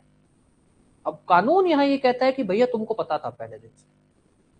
मैसने प्रॉफिट के केस में कोर्ट ये प्रिज्यूम करता है कि ये जो बी है ना, इसको पता था कि ये इलीगली बैठा है, इसलिए उसको लायबल कराया गया। हालांकि हो सकता है प्रैक्टिकली ऐसा हो कि बी को लगा हो कि नहीं यार, बी के पास कागज हो, बी के साथ ही धोखा हुआ हो सकता है ऐसा हुआ हो, पर यहां पर कानून ये प्रिज्यूम करता है, क्योंकि मैसने प्रॉफिट इस प्रिजम्पशन पे ये मान के दिया जाता है कि बी को पता था कि वो अनलॉफुली बैठा है, फिर भी वो केस तक, फैसले तक बैठा रहा और उससे कमाई खाई है उसने, तो वो लायबल है। पर जब वहां पर ये बात आ जाती है कि साहब ये कमाई तो उसने खुद के खर्चे से कमाई है, कि उसने उस जमीन पे उसने कमरा बनाया, उस कमरे को किराए पे दिया, कानून कहता है भैया ये नहीं दे सकते। क्यों? यहां पर हमारी प्रिजम्पशन चलती नहीं है, हम ये मानते हैं कि इसको पता था, तो अगर किसी को पता है कि वो कहीं पर अनलॉफुली बैठा है, इलीगली बैठा है, तो वहां वो खर्चा थोड़ी करेगा। को भी पता है कि भैया अनलॉफुली बैठा हूं, कभी भी उठा देंगे मेरे को, वहां वो खर्चा थोड़ी करेगा। तो यहाँ पर ये वाली, यहाँ ये जो अपने लाइन लिखा इसमें, इसलिए प्रिज्यूम करते नहीं है, ये कहते हैं कि यार अगर इसने इंप्रूवमेंट की है ना, उस प्रॉफिट को नहीं इंक्लूड करें, क्योंकि अगर इसने खुद खर्चा किया है और उस खर्चे से कमाई की है, तो मतलब ये गलत नहीं था अपनी जगह उस केस के अंदर। ये बात समझ आए कि क्यों इसको इंक्लूड किया गया और दूसरे को नहीं किया गया। हाँ जी, ये पॉइंट समझ आया कि भाई क्यों इस बात को इंक्लूड किया गया और दूसरे को नहीं इंक्लूड किया गया, या दोबारा रिपीट करूं? हाँ मैं एग्जांपल दे देता हूं। दो केस ले लेते हैं अपने, ए और बी, ए वर्सेस बी का एक केस हो गया, पी वर्सेस क्यू एक केस हो गया, ठीक है, case one case two. A versus B का केस है जो जमीन का केस है। ए कह रहा है मैं मालिक हूं, बी कह रहा है मैं मालिक हूं, ठीक है, और केस चलता है, बी इस प्रॉपर्टी के पोजेशन में भी है, कब्जे में भी है, ठीक है। होता क्या है भाई, बी कह रहा है मैं मालिक और कब्जे में, ए कहता है मैं मालिक, और केस चलता है। फाइनली केस का फैसला आता है कि प्रॉपर्टी का मालिक कौन है, ए मालिक है, और केस कितने सालों तक चलता है, 10 साल तक। हालांकि केस, सिविल के केस ज्यादातर 50 साल तो चलते ही है मिनिमम, पर ये 10 साल तक चला। फिर ये होता है कि भाई बात आती है कि साहब बी तो पोजेशन में भले ही बैठा था, यहां पर कानून ये प्रिज्यूम करता है कि बी को पता था कि वो मालिक नहीं है, बी अनलॉफुल पोजेशन में था। फिर एक फैक्ट आता है कि साहब बी इन 10 सालों तक खेती करता रहा, बी इन 10 सालों तक खेती करता रहा, उस खेती से कमाई करता रहा। कानून बोलेगा कि भैया तेरे को पता था तू गलत कर रहा है, तेरे को पता था कि तू मालिक नहीं है, फिर भी तूने ये कमाई की, ये कमाई तू ए को दे। यहां पर कानून ये प्रिज्यूम करता है, कानून की प्रिजम्पशन क्या है कि ये बी को पता था कि वो मालिक नहीं है, बी अनलॉफुल पोजेशन में था और इसने 10 साल तक कमाई खाई है, इस कमाई को ए को दो, ये प्रिज्यूम। हालांकि हो सकता है बी कहते कि साहब मेरे को क्या पता था, ये देखो मेरे पास भी कागज है, मेरे को तो खुद कोई प्रॉपर्टी बेच के गया था, उसने कहा था कि मैं मालिक हूं, मेरी तो कोई गलती नहीं है, मैंने सब कुछ किया था, मैंने जांच करवाई थी, इंक्वायरी की थी, मैं तो तहसीलदार के पास भी गया था, तहसील ऑफिस। कानून कहेगा सॉरी, हम ये प्रिज्यूम करते हैं और इसी बेस पे हम इसको ये कमाई देंगे, जो तुमने 10 साल में कमाई की इसको दो, और विद इंटरेस्ट दो, विद इंटरेस्ट, इंटरेस्ट भी दिया जाएगा, ब्याज भी दिया जाएगा उसको। यहां क्या हुआ, जमीन का ही केस है। पी कह रहा है मैं मालिक हूं, क्यू कह रहा है मैं मालिक हूं, और क्यू उसके कब्जे में भी है। और क्यू क्या करता है, यहां पर घर बना लेता है, अपने खर्चे से घर बना लेता है। केस चलता है साहब, केस चलता है। केस चलता है तो भाई 10 साल बाद, ये भी केस 10 साल चलता है, 10 साल बाद पता लगता है कि मालिक कौन है, पी मालिक है। अब यहां कोर्ट प्रिज्यूम करना चाहती है कि तेरे को पता था कि तू मालिक नहीं है, तू पहले दिन से अनलॉफुल पोजेशन में था। क्यों कहता है सर मैं पागल थोड़ी हूं कि अगर मैं अनलॉफुल पोजेशन में हूं मैं 50 लाख रुपए का यहाँ घर बनाऊंगा, मैं घर पे खर्चा करूंगा, मैं ये पागल थोड़ी हूं। कानून उसकी इस बात को मानता है।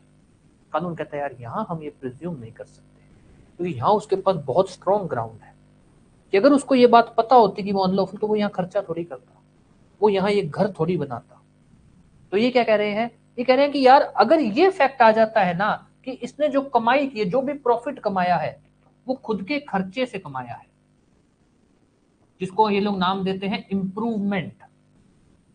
खुद का खर्चा मतलब पहले इसने उस पर इन्वेस्टमेंट की है, खर्चा किया है, फिर वहां से कमाई की है, वहां ये प्रिज्यूम नहीं करता, उसको ये मैसने प्रॉफिट में नहीं।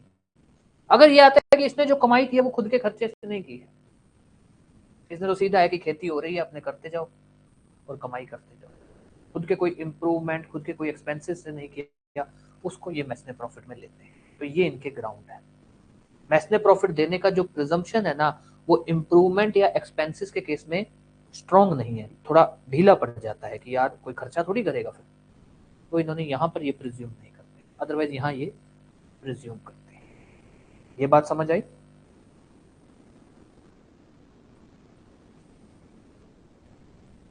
नहीं कर तो सकता है, पर आप खुद सोचो, जैसे अगर मैं हूं, मान लो आज मैं इस घर में बैठा हूं और मेरे को ये है कि यार ये घर मेरा नहीं है, मैं कब्जा करके बैठा हूं, मैं यहाँ पर 100 रुपए भी नहीं लगाऊंगा, क्योंकि मेरे को यह क्या पता कल ही कोई आके उठा दे, अगर हम लॉजिकली बात करें तो। और अगर मैं इस उम्मीद में चल रहा हूँ कि हाँ यार मेरा ही है, मेरे को ऐसा है कि नहीं मेरा ही घर है, तो मैं इस पे खर्चा भी करूंगा। मान लो मेरे को अगर कोई 20-50 हजार रुपए भी लगाने को, मैं लगा दूंगा कि मेरी प्रॉपर्टी है, मेरे को कोई डर नहीं होगा। तो कानून यहाँ ये प्रिज्यूम करता है। आप ये बात सही कह रहे हो कि भाई इस चीज का तो कोई लूप होल भी, मतलब इसका मिसयूज भी कर सकता है। कानून के लूप होल तो आप भी जानते हो है ही है, इसमें तो कोई ना करने वाली बात ही नहीं है ना? कोई डाउट किसी भी तरह का, या कुछ पूछना है दोबारा तो भी पूछ लो, दोबारा बता दूंगा। ठीक है, तो ये है। तो अपने ने क्या लिखा है अभी तक, थोड़ा बता दो।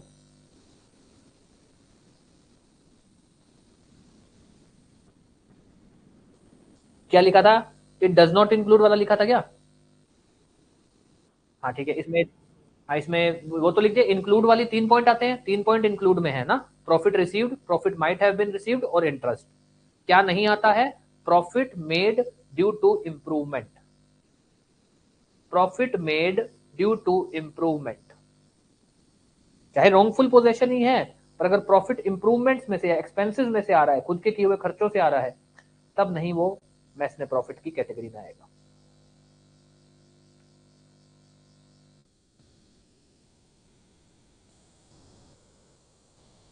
ठीक है, अब इसमें लिखो। ये तो हुआ डेफिनेशन का। आपसे प्री में इतना ही पूछा जाएगा, प्री के जो क्वेश्चन बनेंगे वो ऐसे से कुछ बनेंगे कि मैसने प्रॉफिट में क्या नहीं आता, मैसने प्रॉफिट में क्या आता है, मैसने प्रॉफिट किस सेक्शन में है, वो ऐसे ही पूछते हैं। मेंस का एक ही क्वेश्चन बनता है कि मैसने प्रॉफिट क्या है, डिफाइन किए बताइए। तो आप जो अभी तक आपने लिखा वो लिख दोगे, फिर उसके बाद एक केस लो लिखना। लिखिए, इन फतेह चंद वर्सेस बाल किशन, पैरा चेंज करके, इन फतेह चंद वर्सेस बाल किशन, AIR 1963, 1963। देखिए, in Fateh Chand versus Balkishan, AIR 1963, it was held that the court shall, it was held that the court shall follow, the court shall follow following guidelines to calculate Messner profit. Court shall follow following guidelines to calculate Messner profit. Number one, profit received or might have been received by person in wrongful possession. Profit received or might have been received by person in wrongful possession. Profit received or might have been received by person in wrongful possession. Number one. Number two, profit profit which the decree holder profit which the decree holder might have received if he is in possession. Profit which the decree holder might have received if he is in possession. या he would have been in possession. ठीक है, दोबारा repeat करना है तो भी बता दोगे.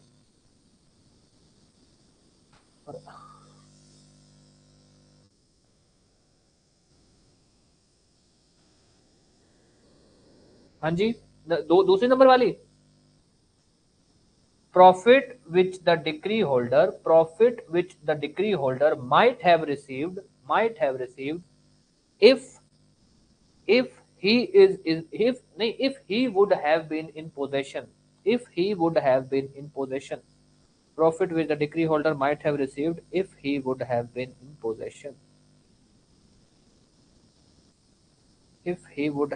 in possession.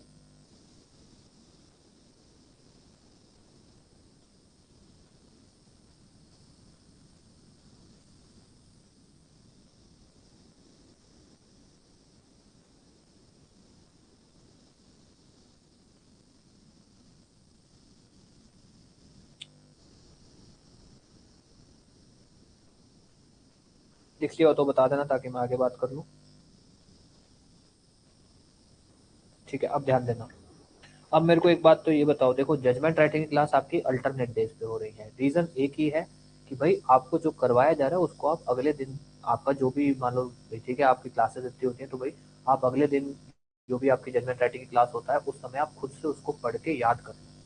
अब जैसे हमने पिछली क्लास के अंदर हमने जजमेंट राइटिंग का एक फॉर्मेट किया था, पैरा 1 क्या पैरा 2 क्या, कितने लोगों ने उसको याद किया है? आप कितने लोगों ने उसको याद किया है?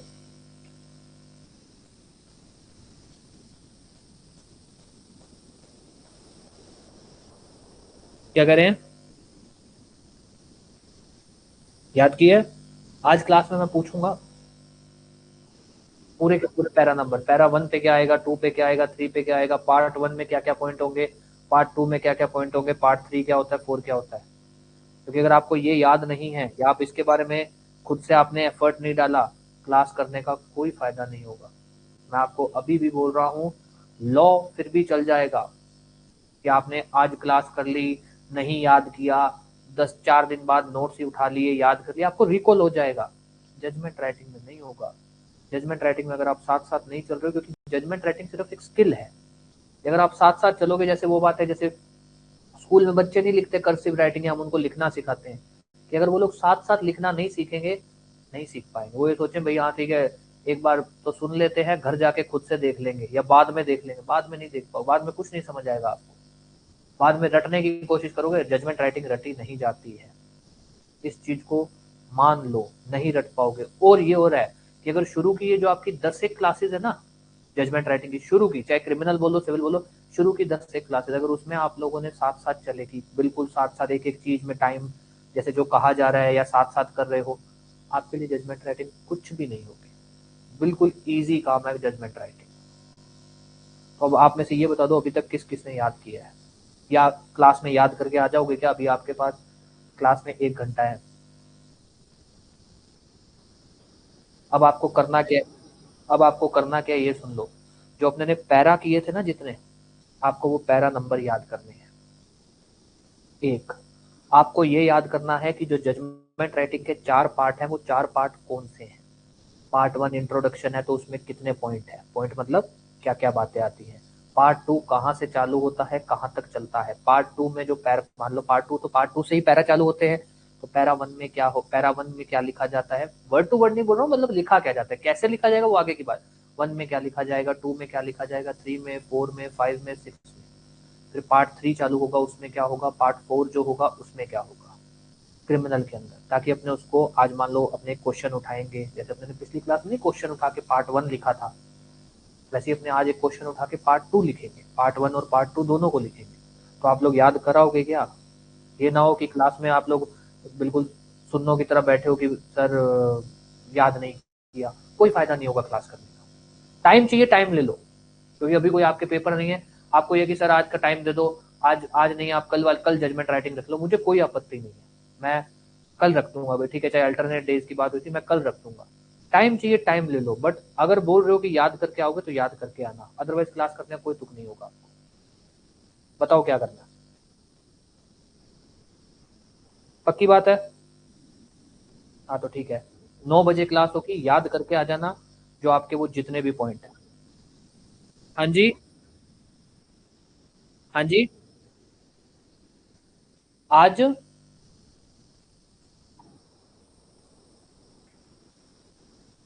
नहीं मेरे को आपकी आवाज नहीं सुनने दे रही, कट रही है, क्या कह रहे हैं आप। नहीं नहीं, सिर्फ पूछेंगे नहीं, बट अगर मैं आपको साथ साथ पूछूंगा तभी आपको याद होगा उसके अंदर कि पैरा वन क्या होता है, आपको याद होगा तब आपको वहां कि अच्छा हाँ पैरा वन ये होता है, कैसे लिखना। जैसे अब अगर सिंपल सी भाषा में बोलूं कि भाई अगर आपको किसी एक्ट का बेसिक नहीं पता तो उसका इन डिटेल नहीं याद रहेगा, अगर आपको उसका बेसिक पता है तभी आप याद रख पाओगे कि अच्छा हाँ मेरे को ये तो पता है कि हाँ ये आता है, अब कैसे आता है बस ये ध्यान रखना है, या पैरा टू में ये आता है, कैसे आता है बस ये याद रखना। ठीक है, तो अब आप लोग याद करके आना पार्ट वन और पार्ट टू, कोशिश करना पार्ट वन और पार्ट टू को अच्छे से, इतना ही हो पाएगा आज आज में ना, पार्ट वन और पार्ट टू ही हो पाएगा। ठीक है, चलो 1 घंटे का समय आप लोगों के पास, आप लोग 1 घंटे में करके आओ। चलिए जी, थैंक यू। किसी को कुछ पूछना है तो पूछ लो, बाकी लोग जा सकते हो। किसी को कोई डाउट है, कुछ पूछना है तो पूछ लो, मैं वेट कर रहा हूँ।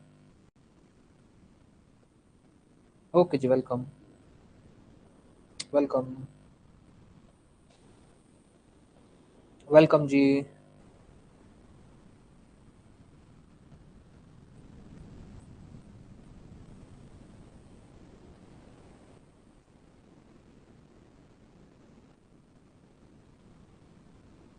फतेहचंद वाले का, फतेहचंद का थर्ड पॉइंट है कि भाई profit which the decree holder might have received, profit which the decree holder might have received if he would have been in possession, profit which the decree holder might have received if he would have been in possession,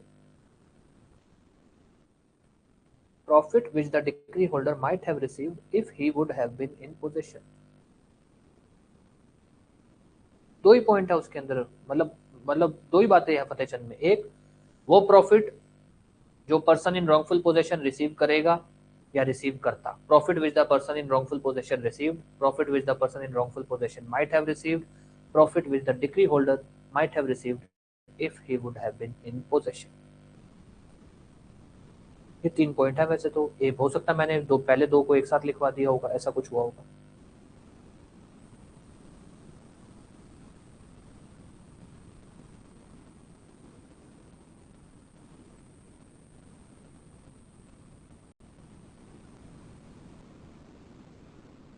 ji very good evening. हाँ जी, हाँ जी।